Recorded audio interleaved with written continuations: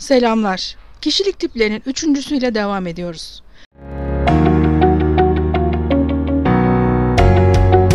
Kendimizi tanıma yolculuğunda bize inanılmaz katkılar sağlayacak bir çalışma bu. Neden böyle davrandığınızı anlayacak ve değişmek, ilerlemek için formülleri bulacaksınız bu kişilik tipi videolarında. Karakter analizi yapmak aynı zamanda kendimizdeki eksik ve kusurları, fazlalıkları da ortaya çıkaracak.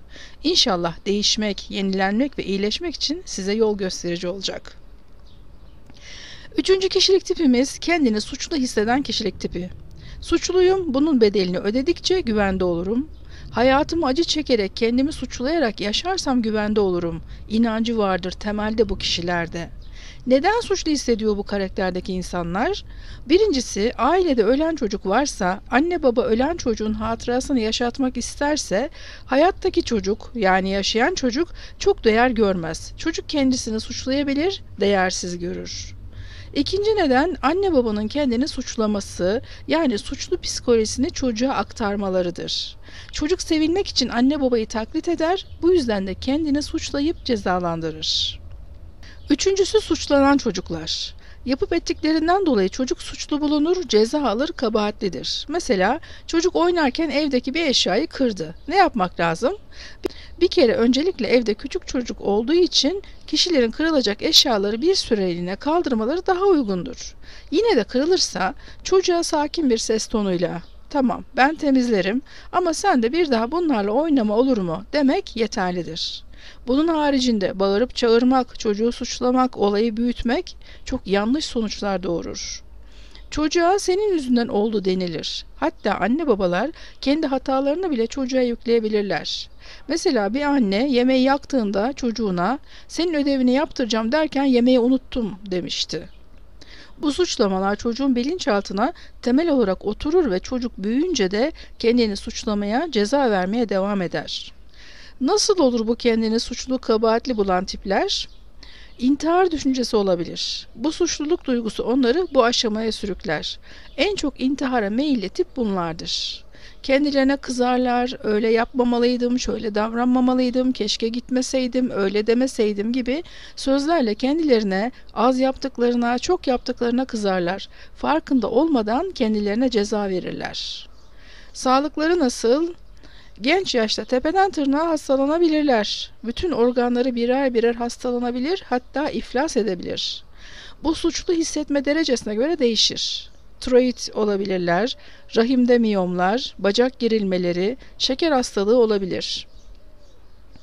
Kendilerini başkalarının acılarını dindirmeye adayabilirler. Bu arada kendi hayatlarını yaşamıyor gibidirler. Dışarıdan bakıldığında yardımsever bir melek gibi görünebilirler. Bu diğer insanların tabii hoşuna gider. Ama hizmette, yardım yapmakta Allah rızası için olmalı. Bu psikolojideki kişiler kendi iç sorunlarını bastırmak için kendilerini yok sayacak kadar başkalarını adarlar ve sonucunda hastalanırlar. Suçlu kişilik tipi insanlar kendilerine eziyet eden, zulmeden insanları hayatlarına çekerler. Kendilerini yok etmeye programlanmış gibidirler adeta. Derin bir suçluluk duygusu içindedirler. Kendilerini suçlayacak bir şeyler bulur çıkarırlar illaki. Kendilerini sabote ederler bu yüzden. Kendi kendilerini aşağı çekerler. Çünkü üst makamlar, mevkiler, para, mutluluk gibi şeyler olursa hayatlarında kendilerine ceza vermiş olmazlar ya da sadece hastalanarak acı içinde yaşarlar. Kendilerini suçlu hissettiklerinden kendilerine ceza vermeye ihtiyaçları vardır. Bu yüzden kendilerine başarıyı, mutluluğu, belki mutlu bir yuvayı, sağlıklı olmayı adeta haram ederler. Başarısızlık, mutsuzluk, huzursuz ortamlar, hastalık, düşük hayat kalitesi gibi dramlarla kendilerini cezalandırırlar ve bunun farkında bile değillerdir. İş olarak nasıl iş yaparlar? Hak ettikleri yerlere gelmekten ısrarla kaçınırlar. Dilleri istermiş gibi gözükür ama içleri hak etmediklerini söyler. Kendine ve işine zarar verecek eylem, hareketler yaparlar. Hak etmediği maaşı alırlar, ödenmesi gereken primleri ödenmez, mağdur edilir, sesini çıkarmazlar. Kendilerini üzecek, kıracak, aşağılayacak, ezecek amirleri, müdürleri kendilerine çekerler. İlişki durumları nasıl? Kendisine acı verecek, hatta sözlü ya da fiziksel şiddet uygulayacak, aşağılayıp yok sayacak kişileri hayatlarına çekerler. Bir hanım vardı, eşinin sürekli ona hakaret etmesinden, küfretmesinden yakınıyordu. Bilinçaltındaki terapide onun kendini çok suçlu hissettiği ortaya çıktı ve bunu giderdikten sonra, yani travmalarını çözdükten sonra hiçbir küfür, hiçbir şey kalmadı hayatlarında. Eşi kendi kendine bundan vazgeçti. Bu kişiler uzun bir hayat yaşayıp acılarını pekiştirirler. Çektiklerini kabullenmiş gibi yapıp kaderin bir oyunu falan derler. Acı ve kederleri, yaşadıklarını uzun uzun anlatırlar. Sanki zevk alırlar. Geçmişte yaşarlar, geçmişi konuşurlar genellikle. Bu kişiler düzelmek için, bu suçlu psikolojisinden çıkmak için ne yapabilirler? Geçmişte yapıp ettikleri her şeyi sevgiyle kucaklamaları gerekir. Kendilerini affetmeleri, suçlamaktan vazgeçmeleri gerekiyor. Bunun için şöyle yapın. Ayakta durun. Önünüz geleceğiniz, arkanız geçmişiniz olsun. Arkanıza, geçmişinize dönün ve şöyle söyleyin. Herkes hata yapabilir. Hatalar denemek, tecrübe demektir. Ben de hatalar yaptım. Bana da yanlışlar yapıldı. Her ne yaşadıysam hepsini kabul ediyorum. Onlar benim tecrübem oldu, beni olgunlaştırdı. Artık tüm geçmişimi yargılamadan sevgiyle kucaklıyorum. Kendimi ve hayatımı seviyorum. Kendimi affediyorum. Bana kötülük yapanları da affedip kalbimden çıkartıyorum. Böylece yüklerimden arınıyorum. Bana küçükken kendimi suçlu, kabahatli hissettirmişler. Ben de inanmışım. Şimdi bunu değiştiriyorum. Bu inancımı değiştiriyorum. Ben suçlu ya da kabahatli değilim. Artık kendimi özgür bırakıyorum. Hayatımı yaşamayı seçiyorum. Başarıyı, bolluk ve bereketi, mutlu olmayı seçiyorum. Sonra tekrar önünüze, geleceğinize dönün. Kollarınızla kendinizi kucaklayın. Kendinizi sevdiğinizi söyleyin ve çalışmayı bitirin.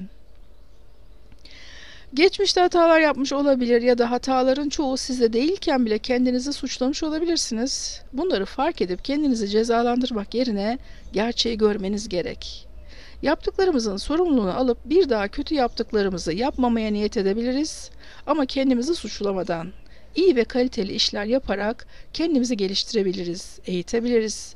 Bunlar hedefimiz olmalı. Böylece çok daha hızlı, etkin sonuçlar alabiliriz. Bundan sonra her kendinizi suçladığınızda, içinizdeki sesin sizi kabahatli bulup konuşmaya başladığı anda o sesi susturun ve şöyle deyin. Hayır, ben suçlu olmayı reddediyorum. Hata yapabilirim ve düzeltirim. Belki de bu hatam ilerideki önemli bir işime tecrübe olacak ve iyi sonuçlar almama neden olacak. Sus, seni dinlemiyorum. Kendimi olduğum gibi kabul ediyorum, gelişiyorum, öğreniyorum. İşte bu kadar. O suçlayan ses, vesvese her geldiğinde bu tarz bir cevapla onu susturun. Bir süre sonra o suçlayan düşüncenin artık olmadığını göreceksiniz. Lütfen yılmayın, bırakmayın. Genellikle bilinçaltındaki değişimler 40 gün 3 ay arasında olur. Siz de gayretle bu değişimi sağlayın ve yeni hayatınıza selam deyin. Ayrıca çocukluk travmalarınıza benim terapi videolarımdan yararlanıp kendinize terapi yapabilirsiniz. Böylece daha hızlı bir değişim, özgüven artışı, iyileşme sağlanır. Bugünlük bu kadar. İnşallah bu uygulamaların faydalarını göreceksiniz. Abone olmadıysanız şimdi tam zamanı. Selamlar, hayırlı günler. Allah'a emanet olun.